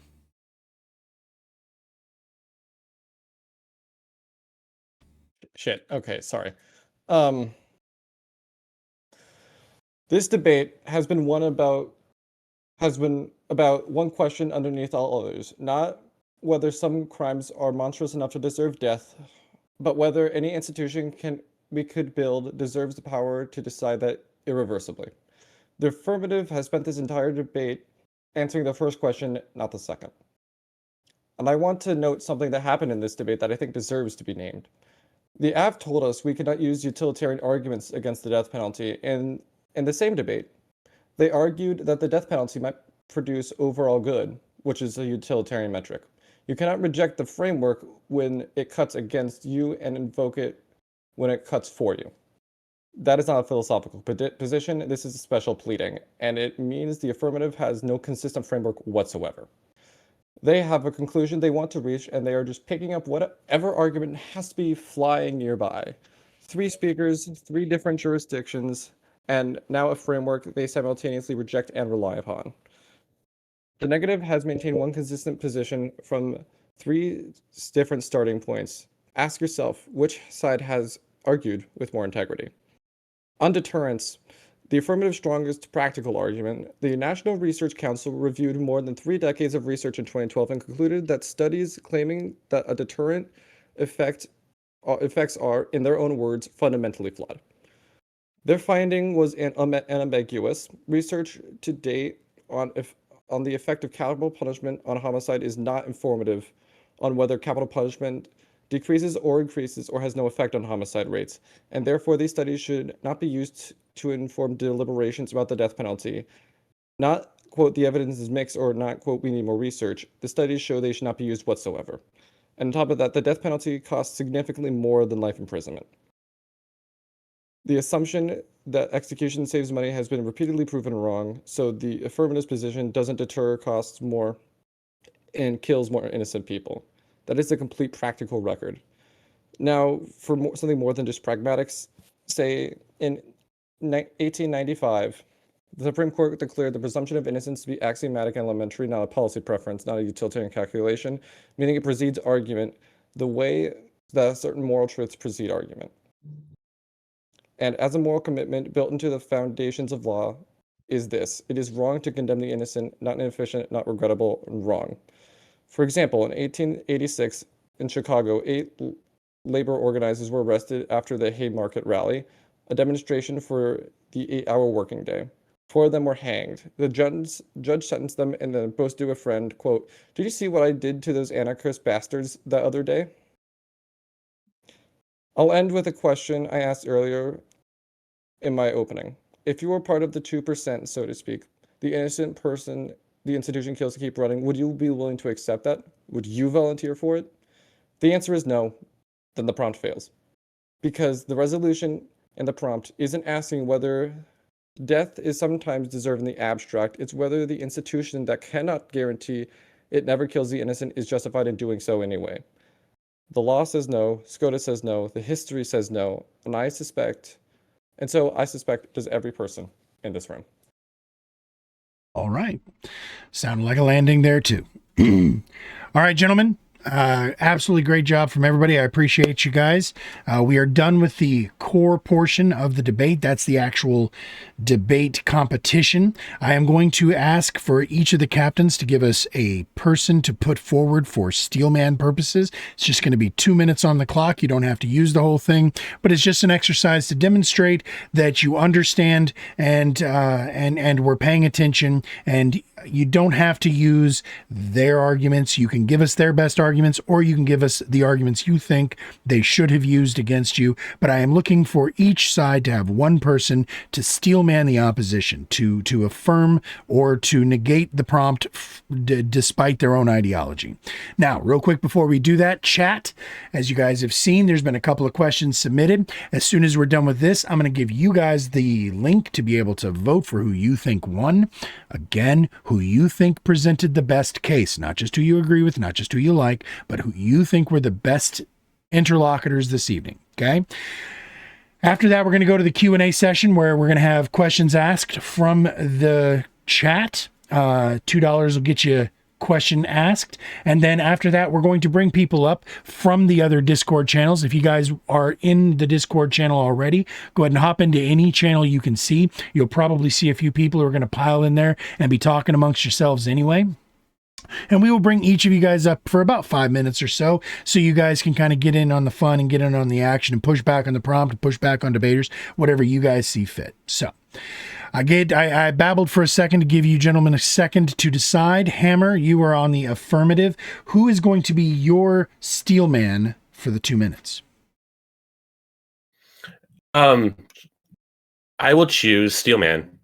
You mean SteelBorne. Steelborn? All right, SteelBorne. Steelborn. SteelBorne will Steelman. Okay. Cheers. And I assume, sir, Makes that sense. you understand the assignment. Again, just go to the opposite. Tell us why the death penalty should not be justified in specific conditions. And I'll start the clock when you start to talk. Yeah, so the argument that I would make, or at least the way I could steelman their argument the best I could, is that the argument the thing that they're appealing to is, for one, what actually grants the state the moral authority to perform an execution or to take away somebody's rights if our system is built upon an axiom of our rights are, at least according to the United States Constitution, our rights are endowed by our Creator and all of that. If that's the case, what gives the government the right to try and take away these rights? Now, the Constitution limits what rights the government is allowed to infringe upon, what they're allowed to do, and what ultimately the power of the federal government is. Anything not given to the federal government is left to the states. And according to the Constitution, we have the right to life. So if that's in the Constitution, then I could understand I think the best argument to be made would be the state does not have the moral authority or even the legal authority. You make an argument that it ought not have the legal authority to try and I just had a brain. I hate when I do that. When I had a brain fart. They should not have the legal authority nor the moral authority to violate people's fundamental rights, such as this right to life, right to liberty, and so on and so forth. And that and especially if this system can't even prove that, in fact, it's going to demonstrate that it will execute innocent people, that they can't prove that they're not going to do that on accident, that the mistakes will be made because they're not infallible. So I think that would be I think that's a very charitable steelman of the argument. I think I agree with you. Very good job, sir. You understood the assignment. You nailed it quite well. All right, Cassell, same question to you. Who's going to steelman and tell us why it should sometimes be justified? Yeah, so I think Gruffus is going to take this one. Gruffus is going to take this one. All right, that's funny. Both the middle guys are going to be our steelmen for the night. Gruffus, 2 minutes is on the clock. Again, please steelman the opposition and tell us why, or the best arguments for agreeing that in some specific conditions the death penalty is justified. Right. So I think the case for the death penalty, made honestly, does not begin with vengeance. It begins with a question. The negative has carefully avoided. What do we owe the victims?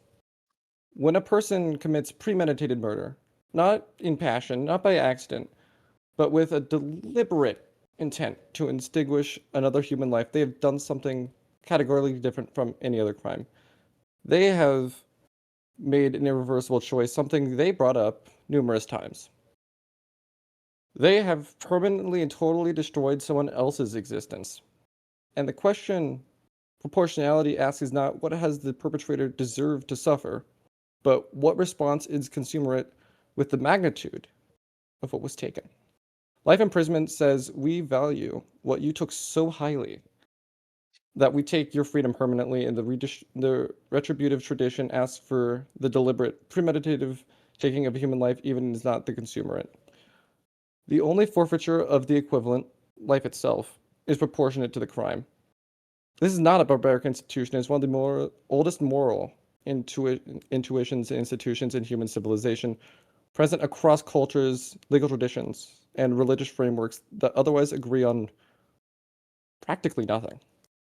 The universality of that intuition across human histories itself is, I would say, evident that the tracking something that it is tracking something about real in which it has real moral weight.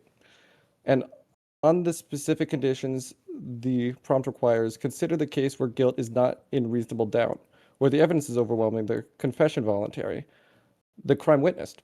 We are not navigating uncertainty, but confronting a known, deliberate, irreversible act. The fallibility of the system, the negative strongest point, is its weakest here. The death penalty in those conditions is not the state playing God. It is the state saying we take human life seriously enough that it deliberately takes care of the the ultimate consequences seriously. All right. Dude, it sounded like you had a prepared closing against yourself. Like you did. Yeah, I did. I'm impressed. I'm fucking great job. All right, everybody. So you guys have all heard the arguments. It's now going to be on the audience to decide who you guys think brought the best case tonight. That is the link. If somebody you are currently streaming, I assume, SteelBorne, and since you're not on YouTube or not on Twitch, I'm going to drop into the Discord chat, the side chat here in the room, the link, so you can give it to your viewers as well. And you know what? I'm actually not streaming tonight. Oh, you're not? All right, cheers. Well, I didn't get home in time to get the stream set up, so no worries. Well, we do actually have some viewers on Kick as well as on YouTube tonight, so I'm going to go ahead and drop that link over there for you guys as well. So once again, I've said it a couple of times, but it's important to repeat it. Who you thought presented the best case tonight, not just who you agreed with. Now, with that said, I'm going to go ahead and put 1 minute on the clock for a couple of questions. We only had 2 questions come in, and it looks like one of them was for one person. We'll start with that one, and then after that, I do believe that the other one might go to the other people, but I'm gonna come back to that in a second. We'll start out with you, Mr. AnCom. You were the one who was targeted. You were asked. Yeah, apparently in your arguments, you made the case about reversibility of prosecution, and that you cannot reverse, that you can reverse all of the other types except execution, the permanency of execution. So you were asked, is removing someone's eyeballs reversible, or a lobotomy? I assume that the gist of the question here is, are there other types of punishments that are commonly acceptable or historically common that are not able to be reversed? You are muted again, my friend. Of course. I will point out that nowhere in the U.S. justice system, as far as I'm aware, are either of these considered, good or just punishments. But as far as whether or not they can be reversed, the conditions perhaps not. The effects can be mitigated. As far as I know, there's no way to mitigate the effects of death. So you can mitigate becoming blind. You can mitigate to some extent being lobotomized. You cannot mitigate death in any way, shape, or form. Okay. Good stuff. Now, real quick before we go on, is there anybody else who wants to take a stab at that one as well, or do you all agree that AnCom kind of, because I'll put a minute on the clock for anybody who wants that question. Anybody? No? We're good? All right. So then this other question, I believe, now that I've read it over again, seems to be specifically to the AF team. So I'm going to go through each of the AF one at a time and ask you the question. So we'll start with the captain, because, he should be the strongest. And the other two get to think on it for a little bit longer. This question is instead... let's replay it for everybody to see. If our justice system has evolved past an eye for an eye and cutting off hands because of the cruelty, why would we revert back to the solution of death, which is permanent and kills the potential for that life to partially heal or make a positive impact on others? So it's kind of wordy, but once again, I'll sort of summarize. To the affirmative, we have, as a society, evolved past the idea of an eye for an eye and consider ourselves to be more humane in our criminal justice system. What would be the benefit of reverting back to the eye for an eye mentality of the permanency of death? It's sort of the opposite of the question that AnCom was asked. So again, Hammer, I'm going to give it to you first. Go ahead. Okay, so I'm trying not to be salty, but I feel like all of our entire arguments have been kind of focused on not talking about how we just want to punish them or we want revenge against them. We do have some more sophisticated ideas about what justice is for, and I address them by saying, well, one of the main reasons is to prevent further harm. And when someone is an individual that we can't confirm that they won't be harmful in the future or that they are going to be forever a threat, then we need to remove them from society completely and that's why I also don't like the idea of talking about bringing them back into society, healing them, fixing them and making them not violent anymore. There are some people you just can't do that with. Yeah, I think that's my answer. All right, good stuff.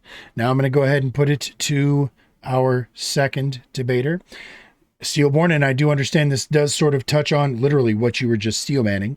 So if you would explain to us why it is that you think that going more towards a regressive criminal justice system or punishment system is beneficial for society.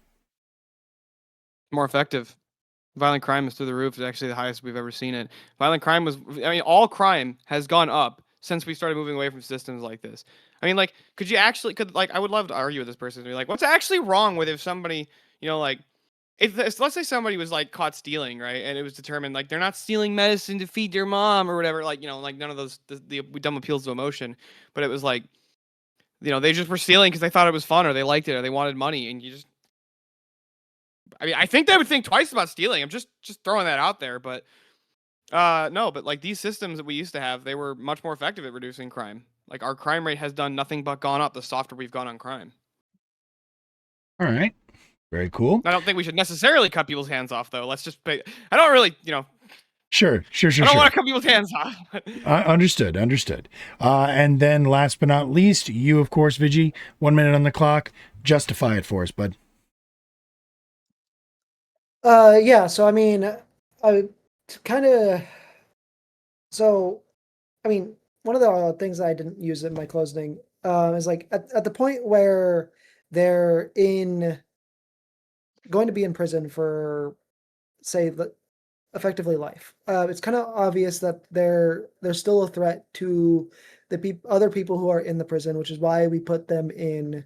We don't put them in Gen Pop. We put them in maximum security and in isolation. So even just imprisoning them, they still pose a threat to others. Getting rid of the only way to truly get rid of that threat that they pose to other people in society is to permanently extinguish their life and remove it from society. That is the only way they can no longer pose a threat. All right. There you go. All right. So, chat, you guys have seen the link. You understand what your job is here. Please click the link. Tell us who you think won the debates tonight. After we're done with this, and I'm going to give you guys a couple more minutes to lock that in. Afterwards, we're going to go ahead and go to the open party after. So for those of you who are watching this in a VOD, you got to be here live to be able to see this part. All of this gets chopped off in the actual finished edit.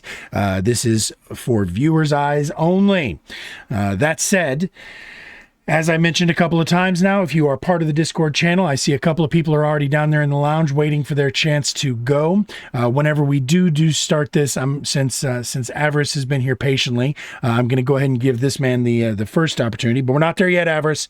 So hold on. But chatters, I hope you guys have voted. I hope you guys have locked it in, because by the time that I get it pulled up, that's when we're going to lock it in. So that means about 5, 4, 3, 2, 1. For all the marbles, who won the debate tonight, kids? Boom. 9-7 for the AF. It looks like Mr. Hammer, SteelBorne, and Vigilante have won the debate tonight. It was still close. It was not an overwhelming defeat.